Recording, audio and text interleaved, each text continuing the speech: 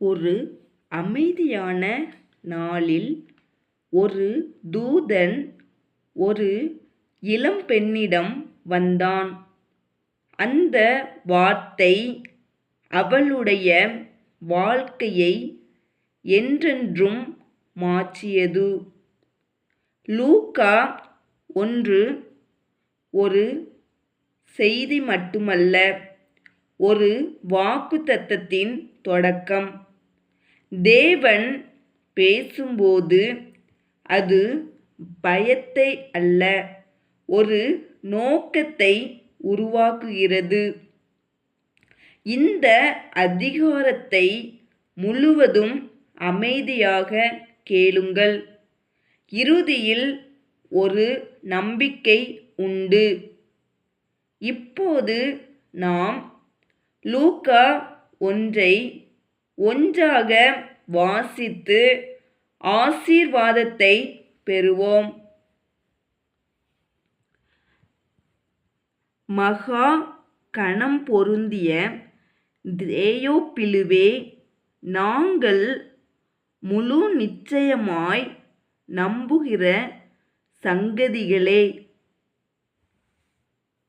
ஆரம்பம் முதல் கண்ணார கண்டு வசனத்தை போதித்தவர்கள் எங்களுக்கு ஒப்புவித்தபடியே அவைகளை குறித்து சரித்திரம் எழுத அநேகம் பேர் ஏற்பட்டபடியினால்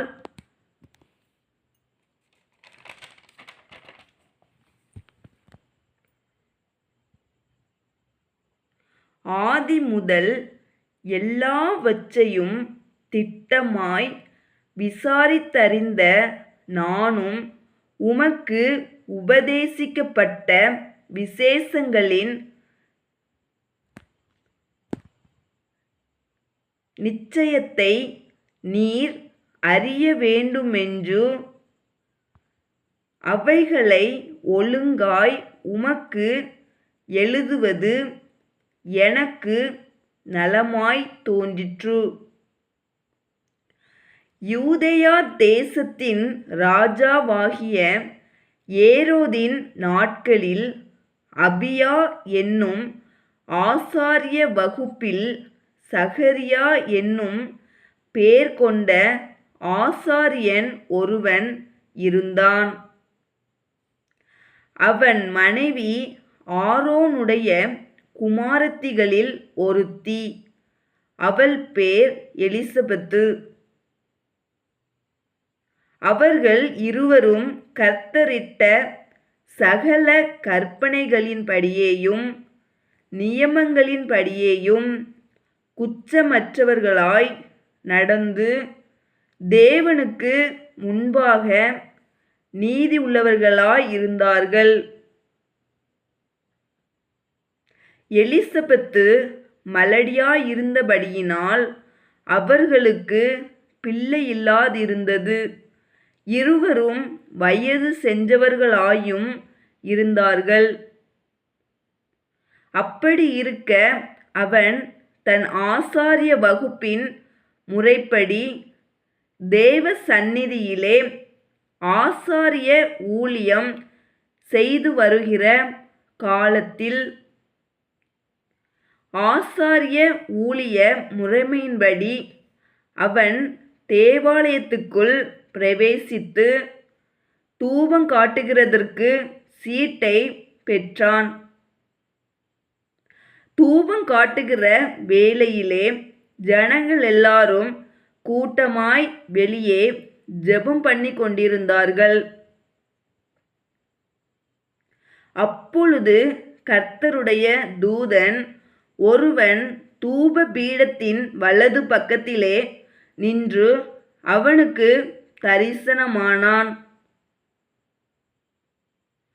சகரியா அவனைக் கண்டு கலங்கி பயமடைந்தான்.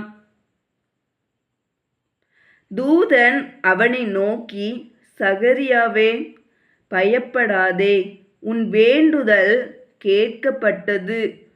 உன் மனைவியாகிய எலிசபெத்து உனக்கு ஒரு குமாரனை பெறுவாள். அவனுக்கு யோவான் என்று பெயரிடுவாயாக.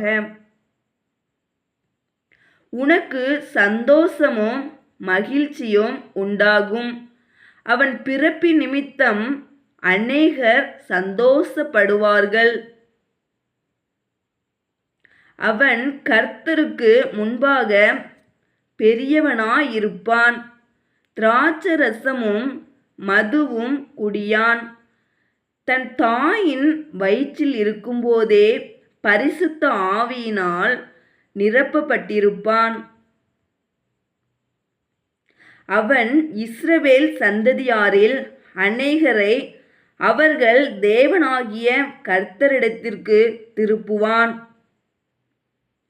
பிதாக்களுடைய இருதயங்களை பிள்ளைகளிடத்திற்கும் கீழ்ப்படியாதவர்களை நீதிமான்களுடைய ஞானத்திற்கும் திருப்பி உத்தமமான ஜனத்தை கர்த்தருக்கு ஆயத்தப்படுத்தும்படியாக அவன் எலியாவின் ஆவியும் பலமும் உடையவனாய் அவருக்கு முன்னே நடப்பான் என்றான். அப்பொழுது சகரியா தேவதூதனை நோக்கி, இதை நான் எதினால் அறிவேன்? நான் கிழவனாயிருக்கிறேன், என் மனைவியும் வயது சென்றவளாயிருக்கிறாளே என்றான். தேவதூதன் அவனுக்கு பிரதியுத்தரமாக, நான் தேவ சந்நிதானத்தில் நிற்கிற காபிரியேல் என்பவன் உன்னுடனே பேசவும் உனக்கு இந்த நற்செய்தியை அறிவிக்கவும் அனுப்பப்பட்டு வந்தேன். இதோ தகுந்த காலத்திலே நிறைவேறப் போகிற என் வார்த்தைகளை நீ விசுவாசியாதபடியினால் இவைகள் சம்பவிக்கும் நாள் மட்டும் நீ பேசக்கூடாமல் ஊமையாயிருப்பாய் என்றான். ஜனங்கள் சகரியாவுக்கு காத்திருந்து அவன் தேவாலயத்தில் தாமதித்ததினால் ஆச்சரியப்பட்டார்கள். அவன் வெளியே வந்தபோது அவர்களிடத்தில் பேசக்கூடாமல் இருந்தான்.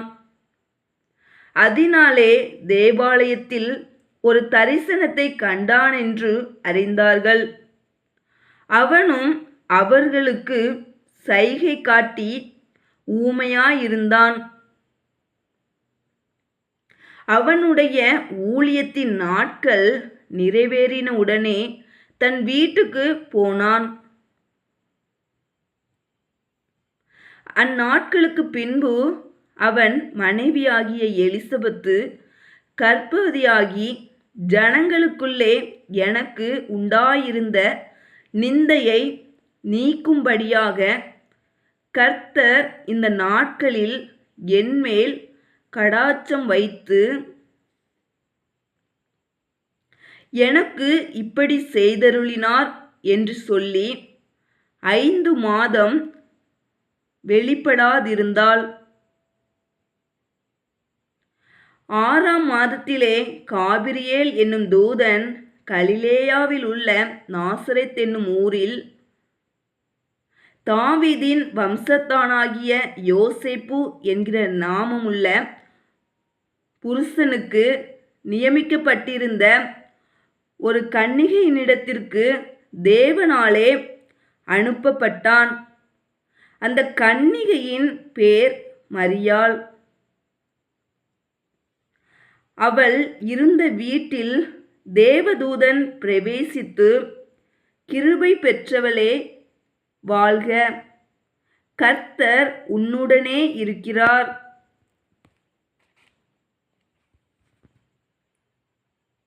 ஸ்திரீகளுக்குள்ளே நீ ஆசீர்வதிக்கப்பட்டவள் என்றான். அவளோ அவனை கண்டு அவன் வார்த்தையினால் கலங்கி, இந்த வாழ்த்துதல் எப்படிப்பட்டதோ என்று சிந்தித்து கொண்டிருந்தாள். தேவதூதன் அவளை நோக்கி, மரியாளே, பயப்படாதே, நீ தேவனிடத்தில் கிருபை பெற்றாய். இதோ நீ கர்ப்பவதியாகி ஒரு குமாரனைப் பெறுவாய். அவருக்கு இயேசு என்று பெயரிடுவாயாக. அவர் பெரியவராயிருப்பார், உன்னதமானவருடைய குமாரன் என்னப்படுவார். கர்த்தராகிய தேவன் அவருடைய பிதாவாகிய தாவீதின் சிங்காசனத்தை அவருக்கு கொடுப்பார். அவர் யாக்கோபின் குடும்பத்தாரை என்றென்றைக்கும் அரசாளுவார்.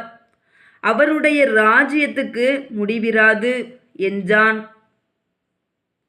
அதற்கு மரியாள் தேவதூதனை நோக்கி, இது எப்படியாகும்? புருஷனை அறியேனே என்றாள். தேவதூதன் அவளுக்கு பிரதியுத்தரமாக, பரிசுத்த ஆவி உன்மேல் வரும், உன்னதமானவருடைய பலம் உன்மேல் நிழலிடும். ஆதலால் உன்னிடத்தில் பிறக்கும் பரிசுத்தமுள்ளது தேவனுடைய குமாரன் என்னப்படும். இதோ உனக்கு இனத்தாளாயிருக்கிற எலிசபெத்தும் தன் முதிர் வயதிலே ஒரு புத்திரனை கர்ப்பந்தரித்திருக்கிறாள். மலடி எண்ணப்பட்ட அவளுக்கு இது 6ஆம் மாதம். தேவனாலே கூடாத காரியம் ஒன்றுமில்லை என்றான். அதற்கு மரியாள், இதோ நான் ஆண்டவருக்கு அடிமை, உம்முடைய வார்த்தையின்படி எனக்கு ஆகக்கடவது என்றாள். அப்பொழுது தேவதூதன் அவளிடத்திலிருந்து போய்விட்டான். அந்நாட்களில் மரியாள் எழுந்து மலைநாட்டிலே யூதாவிலுள்ள ஒரு பட்டணத்திற்கு தீவிரமாய் போய் சகரியாவின் வீட்டுக்குள் பிரவேசித்து எலிசபெத்தை வாழ்த்தினாள். எலிசபெத்து மரியாளுடைய வாழ்த்துதலை கேட்டபொழுது அவளுடைய வயிற்றில் இருந்த பிள்ளை துள்ளிற்று. எலிசபெத்து பரிசுத்த ஆவியினால் நிரப்பப்பட்டு உரத்த சத்தமாய், ஸ்திரீகளுக்குள்ளே நீ ஆசீர்வதிக்கப்பட்டவள், உன் கர்ப்பத்தின் கனியும் ஆசீர்வதிக்கப்பட்டது.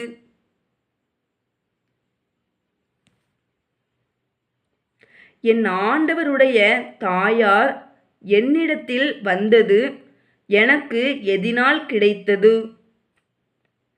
இதோ நீ வாழ்த்தின சத்தம் என் காதில் விழுந்தவுடனே என் வயிற்றிலுள்ள பிள்ளை களிப்பாய் துள்ளிற்று.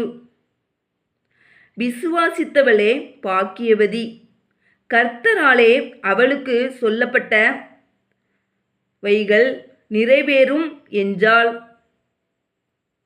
அப்பொழுது மரியாள், என் ஆத்துமா கர்த்தரை மகிமைப்படுத்துகிறது,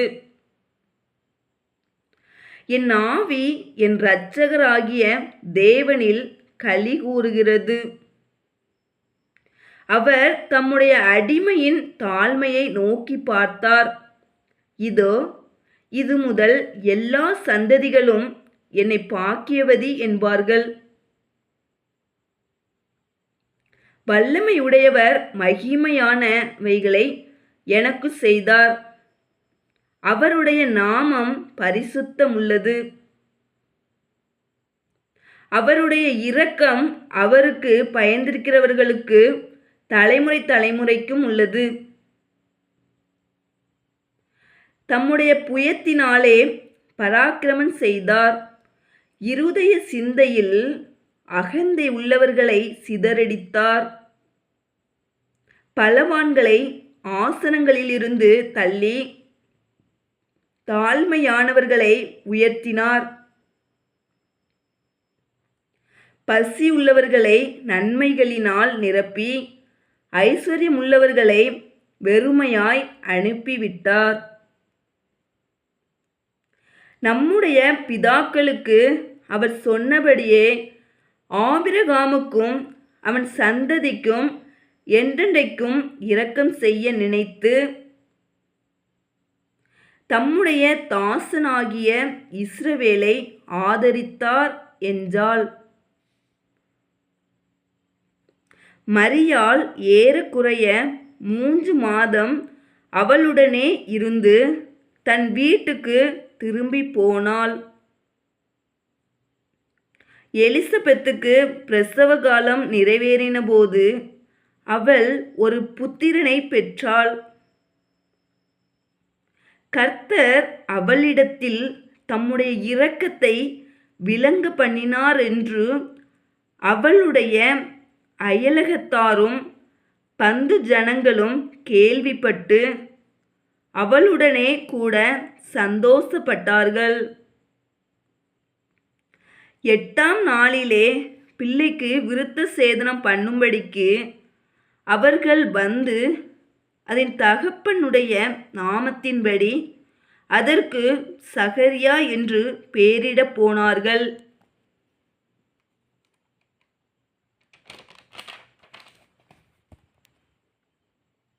அப்பொழுது அதன் தாய், அப்படியல்ல, அதற்கு யோவான் என்று பெயரிட வேண்டும் என்றாள்.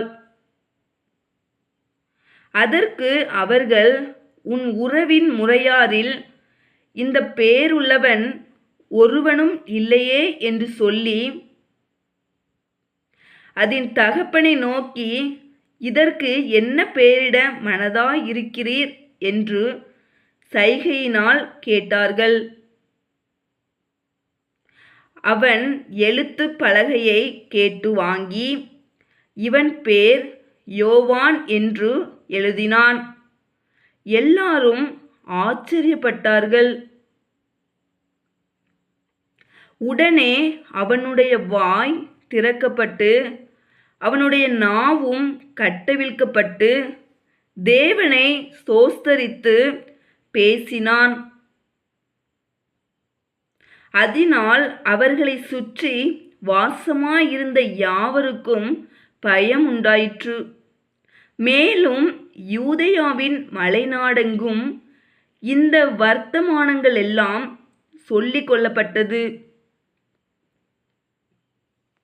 அவைகளை கேள்விப்பட்டவர்கள் எல்லாரும் தங்கள் மனதிலே அவைகளை வைத்து கொண்டு, இந்த பிள்ளை எப்படிப்பட்டதாய் இருக்குமோ என்றார்கள்.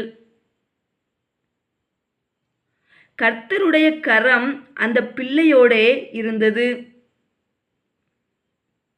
அவனுடைய தகப்பனாகிய சகரியா பரிசுத்த ஆவியினாலே நிரப்பப்பட்டு தீர்க்க தரிசனமாக, இஸ்ரவேலின் தேவனாகிய கர்த்தருக்கு ஸ்தோத்திரம் உண்டாவதாக, அவர் நம்முடைய பிதாக்களுக்கு வாக்குத்தத்தம் பண்ணின இரக்கத்தை செய்வதற்கும் தம்முடைய பரிசுத்த உடன்படிக்கையை நினைத்தருளி உங்கள் சத்துருக்களின் கைகளினின்று நீங்கள் விடுதலையாக்கப்பட்டு உயிரோடிருக்கும் நாளெல்லாம் பயமில்லாமல் எனக்கு முன்பாக பரிசுத்தத்தோடும் நீதியோடும் எனக்கு ஊழியம் செய்ய கட்டளையிடுவேன் என்று அவர் நம்முடைய பிதாவாகிய ஆபிரகாமுக்கு இட்ட ஆணையை நிறைவேற்றுவதற்கும்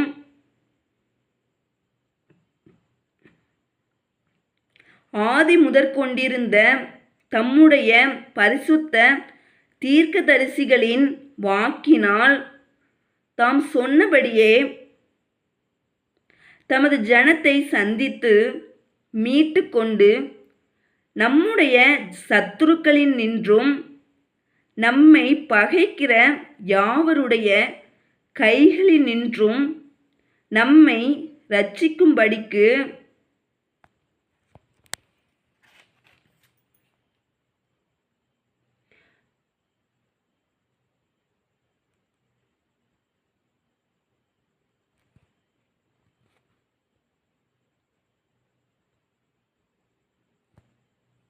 தம்முடைய தாசனாகிய தாவீதின் வம்சத்திலே நமக்கு இரட்சணிய கொம்பை ஏற்படுத்தினார். நீயோ பாலகனே, உன்னதமானவருடைய தீர்க்கதரிசி என்னப்படுவாய். நீ கர்த்தருக்கு வழிகளை ஆயத்த பண்ணவும்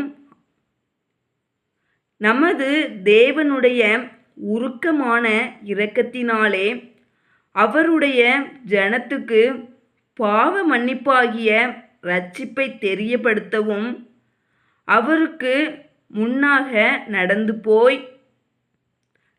போவாய். அந்தகாரத்திலும் மரண இருளிலும் உட்கார்ந்திருக்கிறவர்களுக்கு வெளிச்சம் தரவும்